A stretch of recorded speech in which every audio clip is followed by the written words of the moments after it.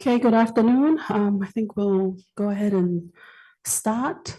Thank you, Savi, for starting our session a bit later. I'll go ahead and kick straight to our panelists for today. We have 3 in the room and 2 online. And our session is Meaningful Connectivity. Again, I'm Selu Kauvaka and I'm from Tonga. I'll be the moderator for this afternoon's session right before our lunch. I won't take any more time. I'll give this time to Jonathan. I know I sent out an email to send your bios, but they'll take up time. You can go ahead and take the mic. Jonathan has been around the region for quite a while. A lot of us in the room has met him in so many other meetings. So the stage is all yours. Thank you. Kia ora. I'd like to start by acknowledging the traditional custodians of this land and also Internet New Zealand, who kindly sponsored my appearance here this week. All of my friends from the Pacific Islands who are here in the room, there are so many of you, and my friends from APNIC who are messaging me and bugging me all the time. Hi, John, you're back in Brisbane, come visit. Okay, so yes, I'm here. We're going to talk about meaningful connectivity very briefly. And I was asked to talk about the data. And the problem here is the data is made of people. It's people. And we don't have a lot of good data because the way the data is collected is through combinations of household surveys and census activities. And not all of the islands in the Pacific have the capabilities to do these on a regular basis.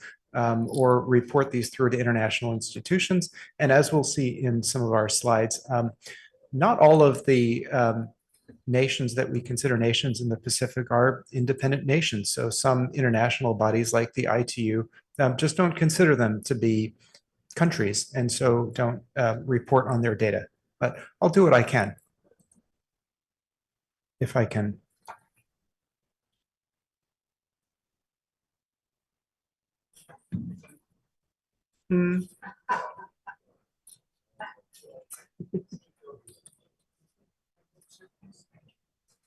Technology. I think the batteries are dead. Can I have the next slide, please? No, I tried the mouse too. Hello, everyone online who I can't see in this room. Hey, there's a slide. Okay, so we're going to talk about what is meaningful connectivity, and it does depend on who you ask. There are 2 semi-competing definitions of meaningful connectivity. One of them comes from the ITU UNESCO Sustainable ITU UNESCO Broadband Commission for Sustainable Development, and the other comes from the Association for Affordable Internet, which is now known as GDIP. Anju? Is Anju still here? Anyway, she's outside. That's all right. So look, meaningful connectivity encompasses a number of different areas, but the 4 main areas are around infrastructure and affordability in content and education. And the easiest definition of meaningful connectivity is the A for AI definition on the right. And it is that people have a fast connection. And A for AI says a fast connection is 4G. Just a day or 2 ago, it was at the launch of the new USAID project, the DCC Pacific project in Fiji, the ICT minister of Fiji was saying Fiji has 95% broadband coverage. And I thought, well, this can't be right. And it turns out he's talking about 3G. And 3G actually isn't really good enough to provide meaningful connectivity. So the A for AI says meaningful connectivity, a fast connection is a minimum of 4G connection. An appropriate device, well, this means a smartphone, not a feature phone, not not a little Nokia that with a battery that lasts 2 weeks. That would be nice. But actually a smartphone where you can use internet applications. Enough data. Now, enough data is a real debate amongst international organizations. In my opinion, and I've written about this other places, right now, enough data is around 15 gigabytes a month. And that's the global average data consumption for last year. This year, the global average data consumption will probably be closer to 20 gigabytes a month. But for these measurements today, we'll be talking about 1 gigabyte a month. And regular internet access. And regular internet access means accessing the internet every day. It could be at home, it could be at work, it could be out on the street. Regular access is daily access. Next slide, please. So how do we, using meaningful connectivity, define what is affordable broadband?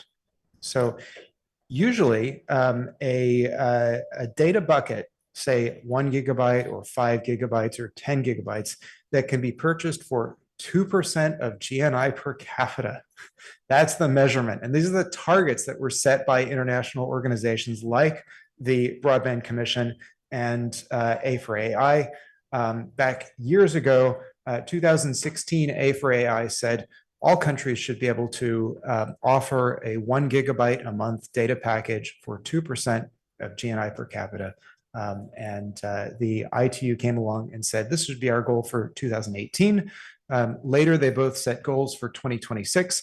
By 2026, the A4AI said, well, everyone should be able to have 5 gigabytes for 2% of GNI per capita. And the UN came along and said, right, yes, we believe in this. We'd like to meet this by 2030. So let's go on to the next slide, please, and look at what we have data. So where do we have data where we can make this comparison?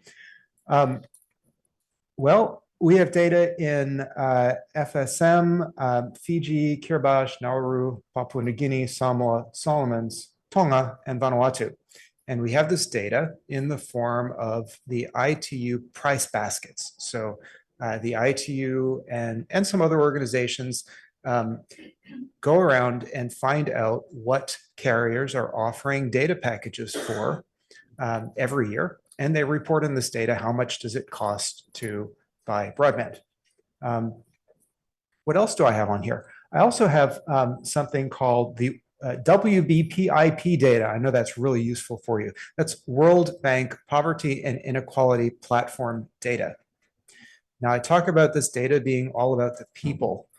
Poverty and Inequality Platform data is amazing. It's an amazing project from the World Bank, which takes surveys about household spending to determine how much money people actually have and how money is distributed within a society. So the average measurements of 2% of GNI per capita, well, that's just basically saying all of the people in this society, here's the entire gross national income of the country. Let's divide it as if everybody is equal and everybody has an equal share. Well, the World Bank's Poverty and Inequality Platform actually goes out and sees what are people spending on living? What are they spending on food? What are they spending on telecommunications? And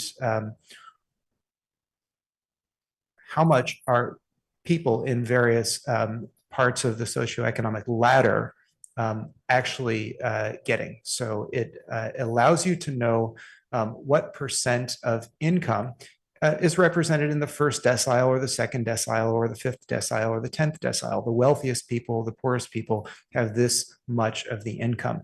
So I'm able to take that data where we have it and say, well, broadband is actually, yes, it meets the test for 2% of GNI per capita, but actually it's affordable for 10% of the population or 50% of the population or 80% of the population. But we can only get that data where the local governments have been able to do the household surveys and then report this data up through international organizations. Another part about this meaningful connectivity, we say, okay, mobile data is affordable for this percent of the population, or it costs this, but how do we know how much of the population is actually covered by mobile data. If you're not covered by a broadband carrier, or if your mobile carrier is only giving you 2G, well, obviously, even though you can buy the plan, you can't use it until you go to a larger island or you go to the big city. And that's no good. So how do we find out? Well, the leading source for this data is the GSMA, the GSM Association and their coverage maps. And I went and had a look through the various countries to see, well, where can we find good maps? And so for FSM, we only have one carrier. Fiji, 2 of the 3 carriers have maps. Kiribati, 1 of 1, Nauru, 1 of 1, Papua New Guinea, 2 of 3, Samoa, 2 of 2. This is not bad. Vanuatu, 2 of 3, but I looked at the maps and I said, oh my gosh, there's no 4G coverage for so many of these carriers. I personally know that there's 4G coverage in these places and it's not on the maps.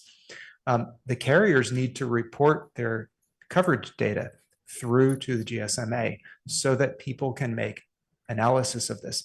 You see all of these international reports come out every year. In fact, several times a year. And they always talk about the Pacific, and they all use these same sources of data.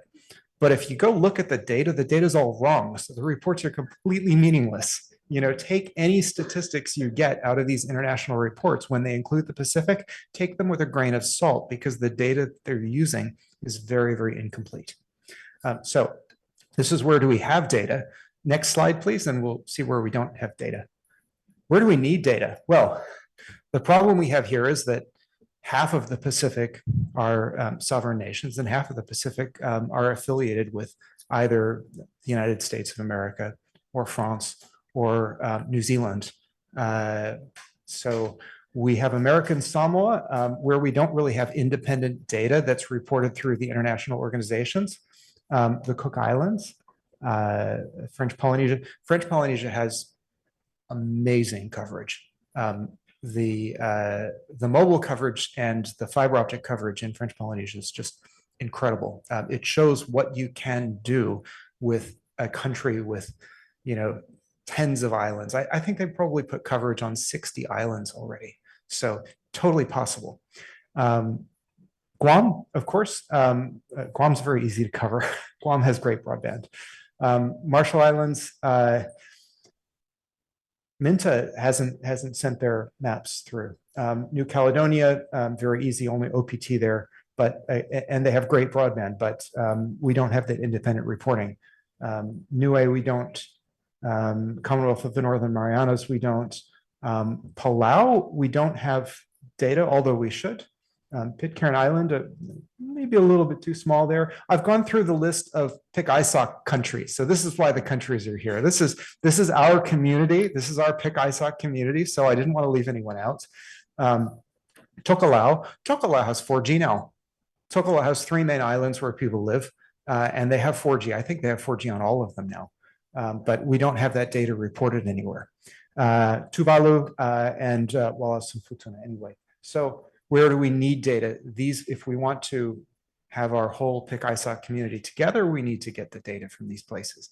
Next slide, please, if there is another. So what does the data tell us? This is where I was talking a few minutes ago about household surveys and income distributions. So if we look at the data and we're only looking at 1 gigabyte a month of mobile data or 5 gigabytes a month of fixed data, in Fiji, 1 gigabyte a month of mobile data is affordable to 50% of the population. Fixed broadband, like if you want a DSL or a fiber or a fixed wireless, that's only affordable for the top 10% of income earners in Fiji. Nauru, very affordable, 80% and 100%. Papua New Guinea, no. There just is no affordable broadband in Papua New Guinea. Now, this could be a situation where the data is trailing a little bit because the ITU's data, you know, the most recent data I have is 2022. It could be a year beyond that, a year older than that. And we have had our friends from ATH Fiji start to build a new Vodafone Papua New Guinea. The old Vodafone, B-Mobile Vodafone Papua New Guinea has been integrated back into Papua New Guinea's government-owned carrier, Kummel Holdings. I'm not sure the brand name of that. I've forgotten, I'm sorry. But we do have 3 carriers, again, in Papua New Guinea, Telecom Papua New Guinea, Digicel, and ATH. It could be that mobile data is going to be affordable now, but the data that we have now says mobile and fixed data, it's not affordable to anyone in the country. Samoa, only 20% of the population have affordable data, and this is just for 1 gigabyte a month. The Solomons, 10%. Tonga has done great on mobile broadband. 80% of people in Tonga, if they can get 4G, if they can get it, can afford it. And Vanuatu, 40% of the population. So this is it. This is the data. I don't think I have another slide. Do I have another slide? Oh, good. I don't have another slide. I've taken up heaps of time here. Thank you for your patience. Really, what I want to say one more time about the data all comes from people. It comes from governments running household surveys and talking to the people, collecting this data, and then making it available to international organizations so that we can do the analysis. But the important part is the governments knowing, so that they know who has access, why they have access, why they don't have access, if they're using the internet every day or every week, what they're using it for. This is important for the governments to know. Once we know this, then we're going to be able to improve the situation. All right, thank you so much. Thank you so much, Jonathan, for starting our session with this great information of data. I'll open the floor for 2 questions because we have a lot of speakers for this session. 2 questions from the floor, and we'll continue from there.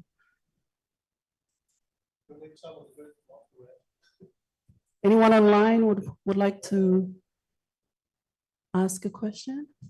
I think Jonathan did a great job. We'll end all the sessions and then ask if you have more questions.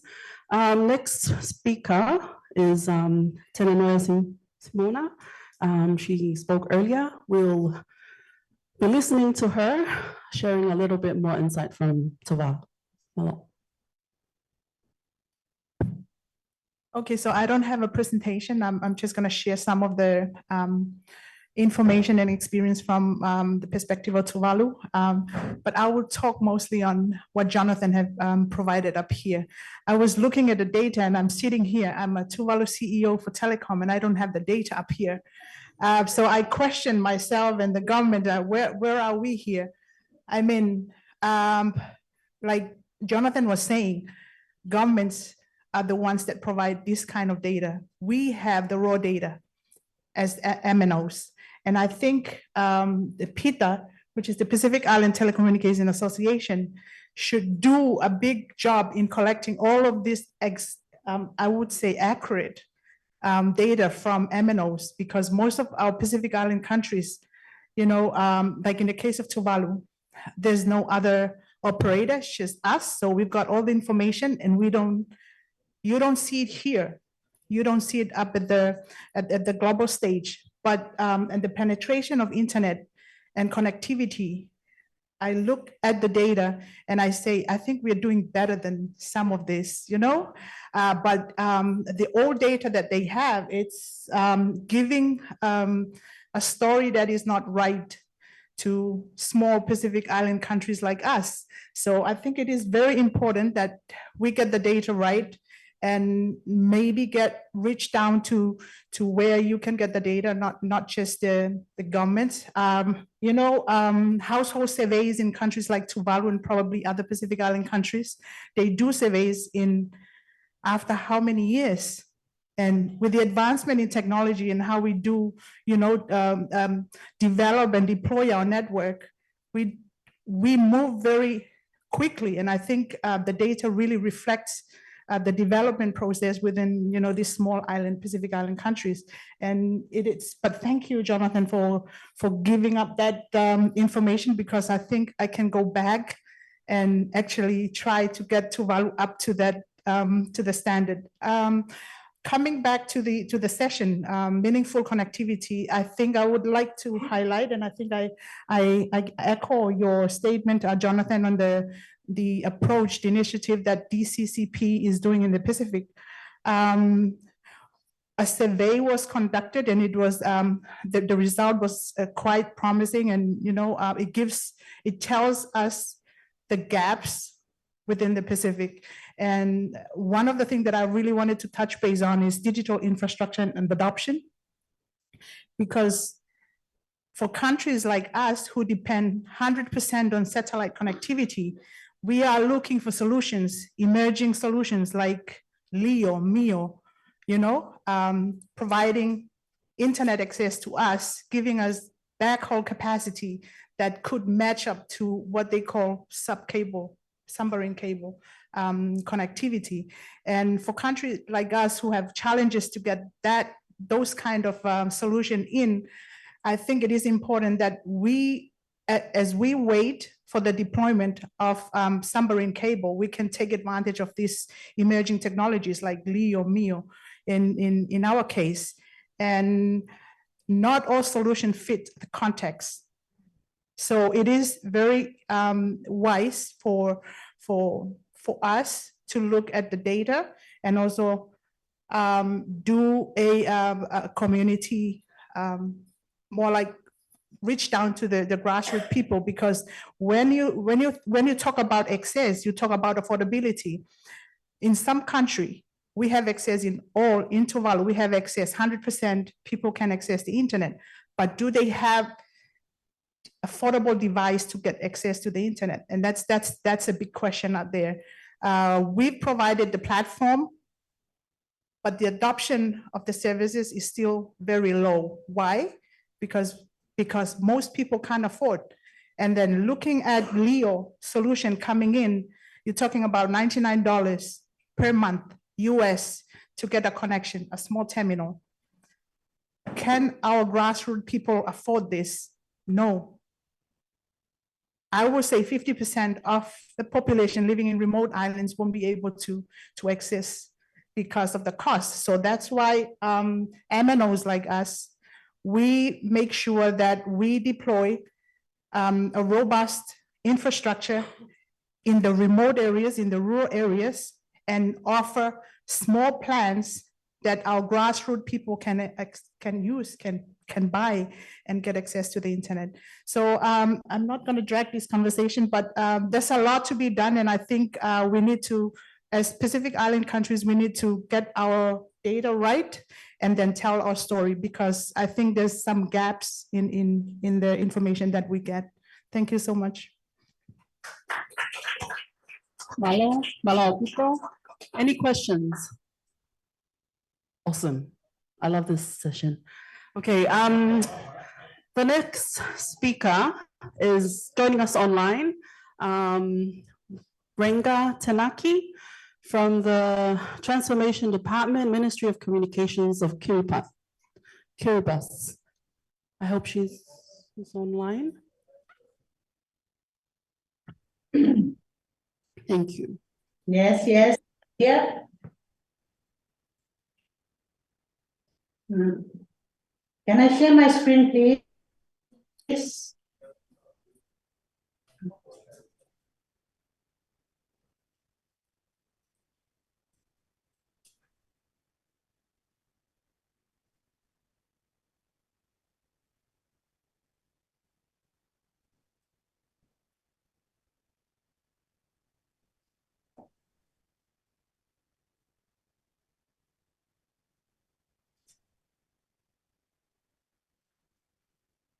Hello, can you see my screen?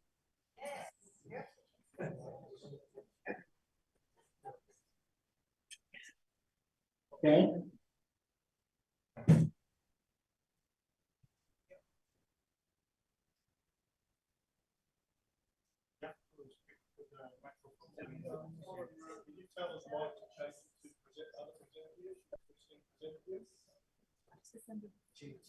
Oh, can you please change to presenter view? Everyone.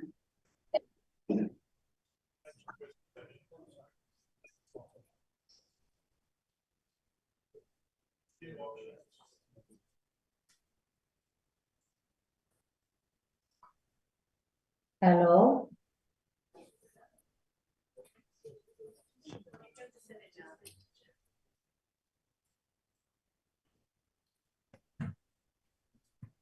Can you go to your view Hello? options and just change it that we're seeing full screen and not your presenter view coming through here?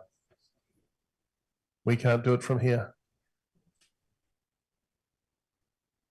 Come again, sorry. I can't hear you. Move your mouse to view just options want and to see if share. I can swap that round. Yeah, I just want to share my screen from this end because we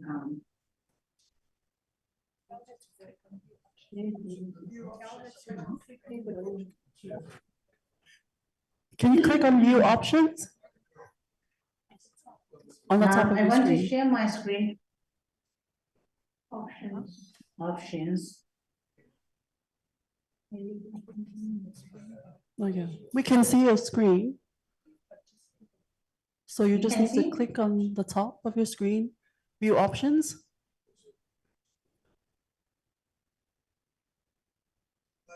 All right. Thank you.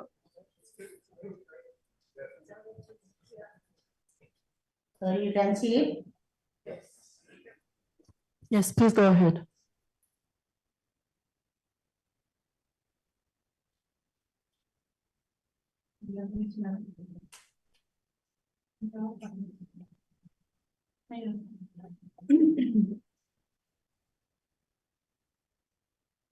You can see my screen, so I can start from here. Yes, we can see your screen. You can start. You can go ahead. Okay, thank you. Thank you.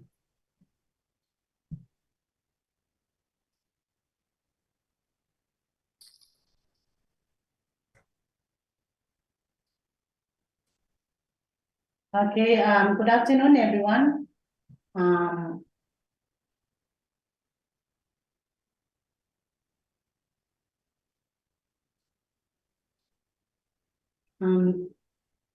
First of all, I would like to convey big thanks to the organizers of this forum to give Kiribati opportunity to talk on this meaningful connectivity. It's supposed to be two of us to talk on this topic, but unfortunately my other colleague is not available, so I will talk throughout the presentations.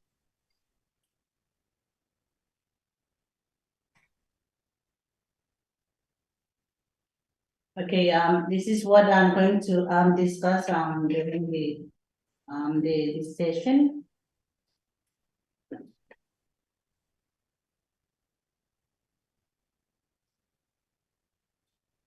Yes, you can see we have two groups of finance. That's my country profile.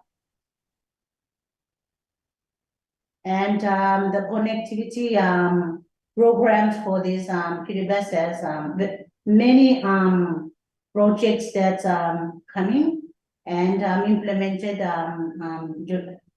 for now. So I will talk on the connectivity project later on, but I'll move on to the next slides.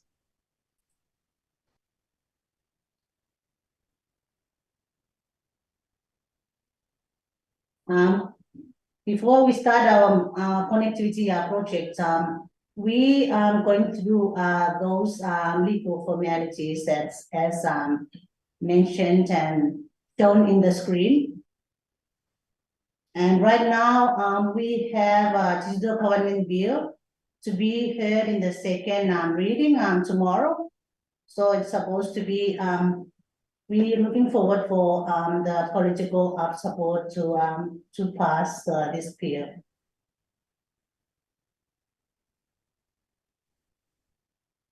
Next.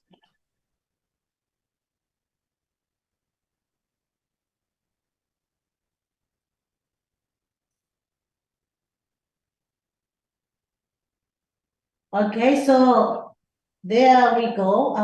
We have various projects that undermine the meaningful connectivity in the country. As listed in the screen, we have so far 7 or 6 projects. But I will talk on only the major connectivity project that we undertake right now.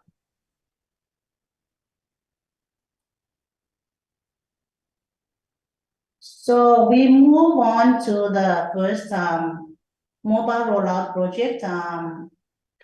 As you can see on the screen, we have, in the Kiribati group, it actually covers all the islands from Makin to Arore, except to one island that's noted on the screen. It's somewhere here, it's Panuve, where it's very small population, as only 200 people living there. So it's not in the mobile rollout projects, but there are some assistance that I will explain more in details later in my other slides. But as you can see, we have 2G, 3G, 4G services in the Health Islands. So we have 4G service in 2 urban islands, like in the capital city and in Christmas. But we also have 3 4G services in Maihana, right close to the capital city, and in the central part of Kiribati, Korea and Aranuka. We also have to deploy these services just this year. As you may note that the mobile rollout project, we have 3 phases. So the first phase 1 covers 4 islands from the far end of the southern part of Kiribati, where Arore, these 4 islands. And then the rollout to phase 2 is funded by the Kiribati government.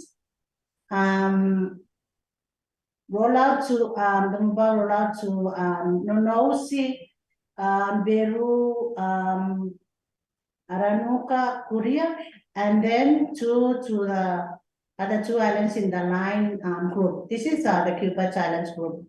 So right now, these 2 Aranuka and Korea are not yet commissioned because we are still waiting for the auditing report from the CCK, and try to make sure that those are the operator that's taking giving the tender for deploying the 4G service in those 2 islands.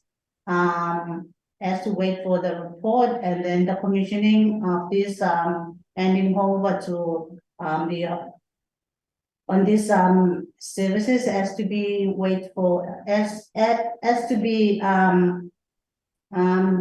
commissioned maybe in next month.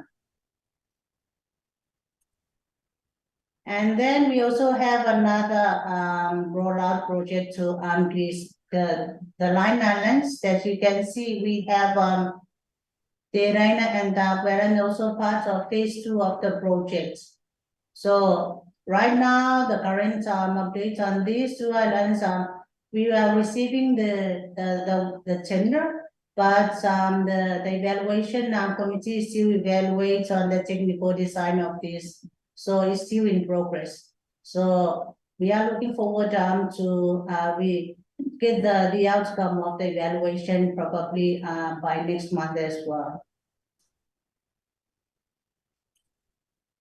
And then our next connectivity project is regard to UAF projects that's based on the Universal Access Plan that's funded by our regulator, CCK. So far, we have deployed the Wi-Fi networks to the Island Council and the private schools. So those who are not underserved or not covered under the mobile, maybe blacklisted areas or places, then the Wi-Fi is one substitute to to ensure that the access to those people or the schools should be covered in the internet connectivity program. And then we're coming up to the very exciting project, which is the undersea cable project. Right now, we'll talk on the Christmas, the one of the urban island that close to Hawaii. Right now, we are using the new Southern Cross next cable that you can see. It's the green line there. The one this undersea cable is running from Sydney to Los Angeles, and there are spurs that for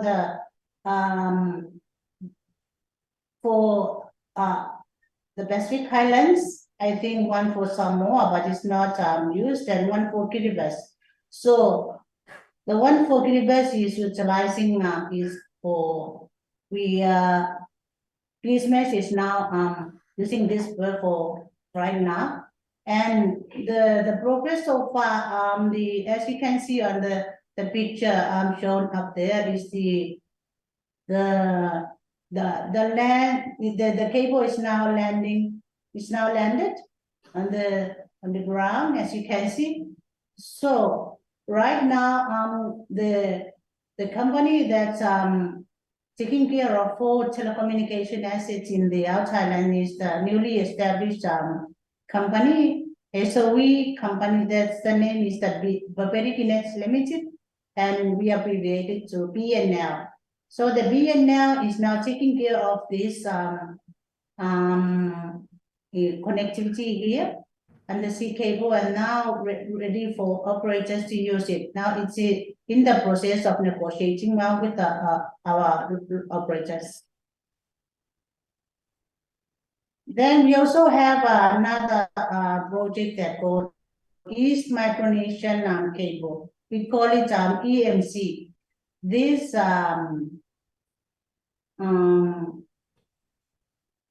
this cable is funded by the US, Japan, and Australia.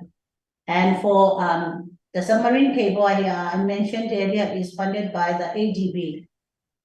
So right now, they are progressing on the negotiation of the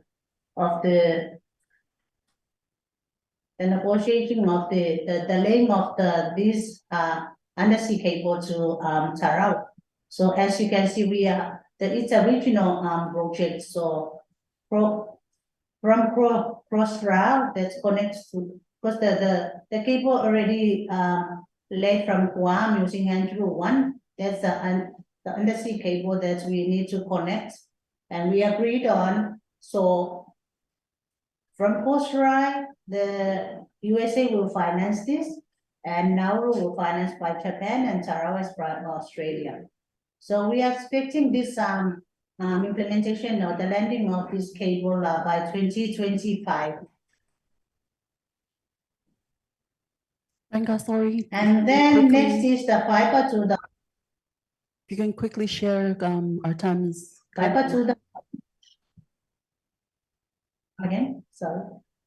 This one is the fiber to the home. It's a terrestrial cable project that's been used the duct woods already laid for Tarawa, the capital city of it. This is quite preparation for the coming of the undersea cable I mentioned earlier. And then is the digital government project. This is where all the digital government, the connectivity and services to be transformed and to be undertaken by the Digital Transformation Office. It's now coordinated by the Ministry of Information and Communication and Transport.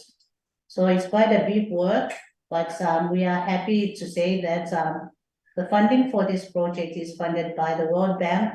It's by 12 million USD. So for these components that mentioned or shown about on the screen, then we'll cover by that amount.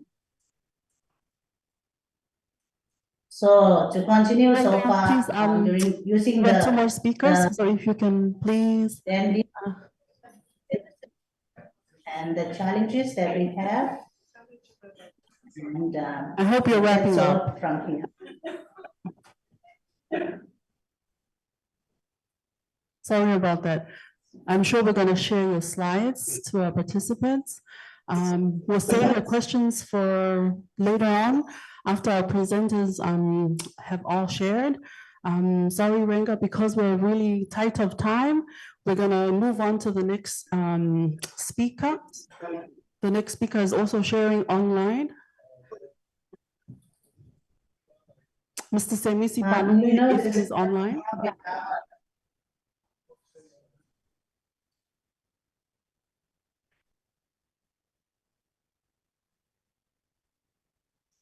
Yeah.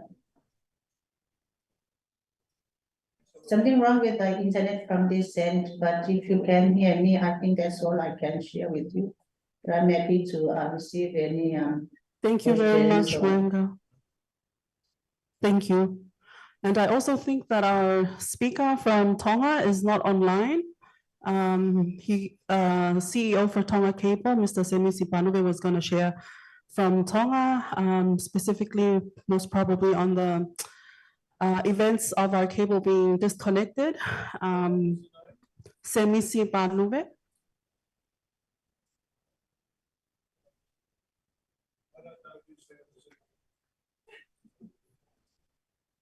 Semisi, if you're online, you can. Okay, he is not online. We'll go ahead and pass on the mic to Mr. Robert Abbio from Vanuatu, TRBR. This is your time. Thank you.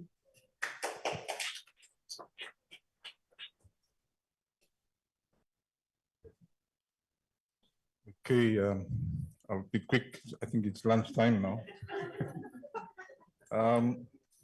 Because I was asked to speak a little bit on universal access in Vanuatu and the challenges. So next slide. First of all, funding is an issue. And we take 4%, up to 4% of the revenue from each operators and push it into the universal access funds, and then refund towers around the islands. We've got some sites that are losing, so the investment is not making the returns, and they're complaining about that. So we have to go to the government to see how we can fix that. Maybe help invest, actually build towers, and we provide duty exemption on all the UAP towers that are brought into the country. Next slide. Land issues is another challenge. The land in Vanuatu is owned by Simona, so he has the right to the land. So telecommunications are telecom companies are very hard time to get into some of these lands. So the plan is to ask the government to actually use part of Land Act to acquire the land from the customer owner and then give it to the operators to build. The environment is the same in the Pacific, remote, mountainous, so we have dark spots everywhere. Our UAP policy, which the government gave to TRBR to implement, asked that we covered 98% of the population. And that 98% is, as of now, when we run the quality of service test and coverage, this is the second time this year, and we found that we're around 90%. 90% and 80%, roughly 80% is 4G, and 90% remote. The next is logistics. So cost of moving fuel to the towers. Some islands never get shipping for months, so the towers just run out of fuel, and then they go for live for about 5 hours each day on solar power, and that's a big problem. Which comes to the next point, that's we need more grid powers in the islands. So if the government can invest in building power grid networks around the island, that would help in that. So solar power towers, when they go off, they affect the QoS quality of service test that we run, and it's not showing good on the KPI of the operators. Otherwise, TRBR has implemented what digital literacy is an issue, but TRBR has implemented 30 click sites. So click sites are computer lab, internet community centers. So we've put 30 on each island. Some have 2 islands, very remote ones that don't have coverage. We implement VSAT from Pacific, and then set up sites for digital learning and also access there. Next slide. So that's to do with the QoS that we run. As I mentioned, QoS affected by power issues. When we go to run, there's no network. I mean, actually, the network is there, but the tower is offline because the solar has gone off. No fuel due to the shipping. And as of now, we are doing a QoS guideline to fix the parameters that we test so that it's a bit fair to the operators. Next slide. Yeah, for that, we're asking the government to be more, to take part more on education services, to implement literacy, computer literacy in schools. And UAP, we have extended twice because the 98% is dynamic. The UAP is always changing, people moving, and for financial intelligence, financial coverage, we're working with RBV and the who is the financial regulator, the Reserve Bank of Vanuatu. Next slide. Thank you.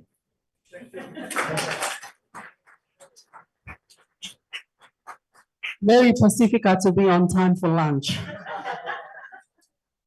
Allow some questions. If anyone has questions, I'll try and take up your time before lunch. If anyone has questions, this is the time for any one of our panels. Yay.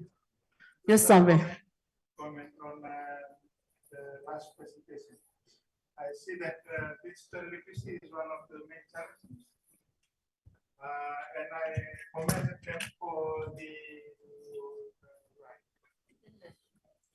yes, I just a comment on the last presentation.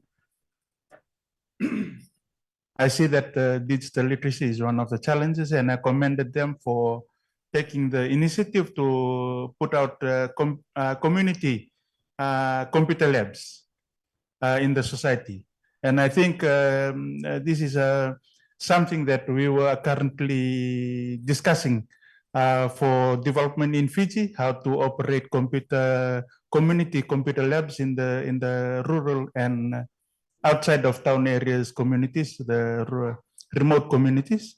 And I hope that we can help the presenter and his initiative of trying to improve on digital literacy, because we have some knowledge in how to access the funds for digital literacy, and hopefully that can something that we can share and collaborate with each other, where we can learn from them in developing community computer labs, and we can share how you can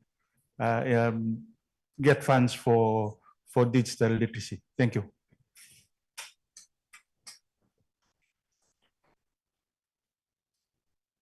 Thank you, Andrew from Vanuatu, and also from TRBR. I just want to add on what Robert has said, and I think it was a challenge we saw earlier in earlier presentations on the remoteness of the communities. One thing that we did with the click sites or the community centers is that they're introducing sort of a Wi-Fi network issue that is accessible. So The community, if we have that site in a school, in a community, it can be used by everyone. So if you have no internet on the island except that one, you still have the access. They sell vouchers for probably like $3 or for some data, and then on their phone, and they can use it. So wherever there is no mobile coverage and there's a click site, the community also has the access. Thank you. Really quick from me. You mentioned fuel supply is a big problem for keeping things like cell sites up. Is that the responsibility of the individual operators, or are we talking about shared tower infrastructure and it's somebody else's problem?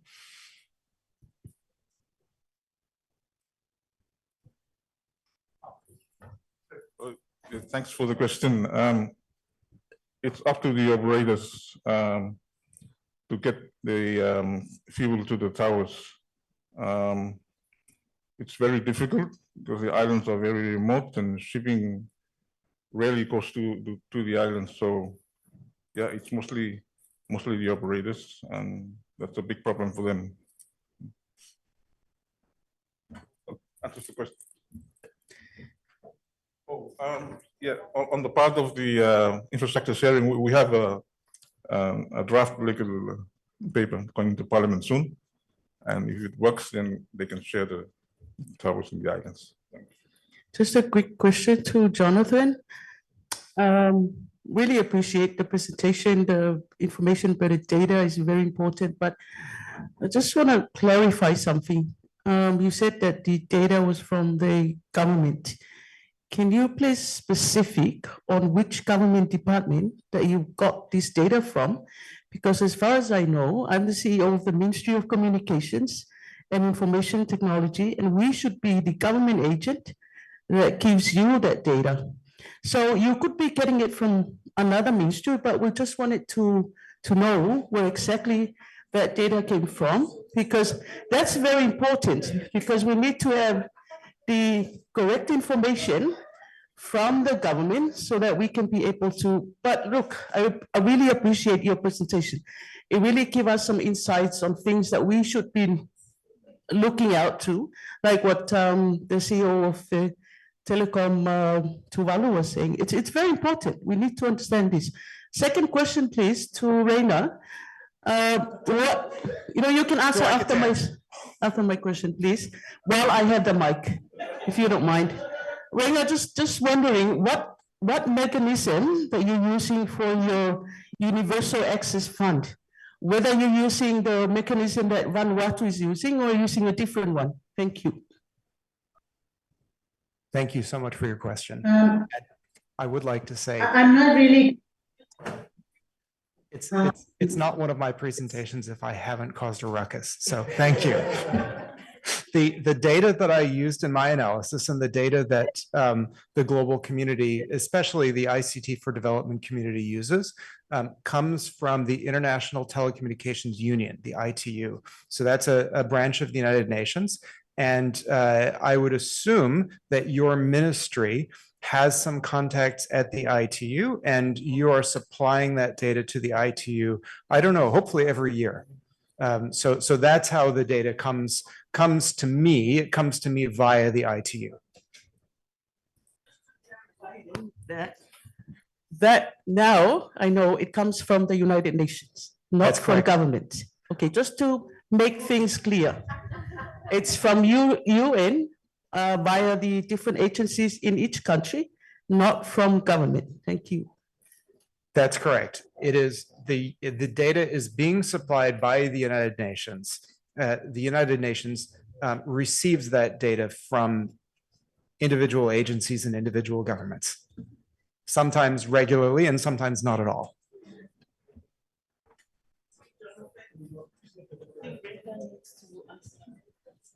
Thank you, Jonathan. Thank you for the questions, Ray. Go ahead. I can't get the rest of your question, but can you just repeat it again, because there's some internet disruptions from this end. You mentioned about the universal access plan or fund? Funding.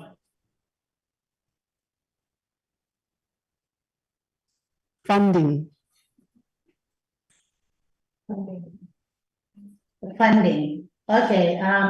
Actually, yes, the CCK provide as a basket that usually contributes from the fees from the operators, license and fees.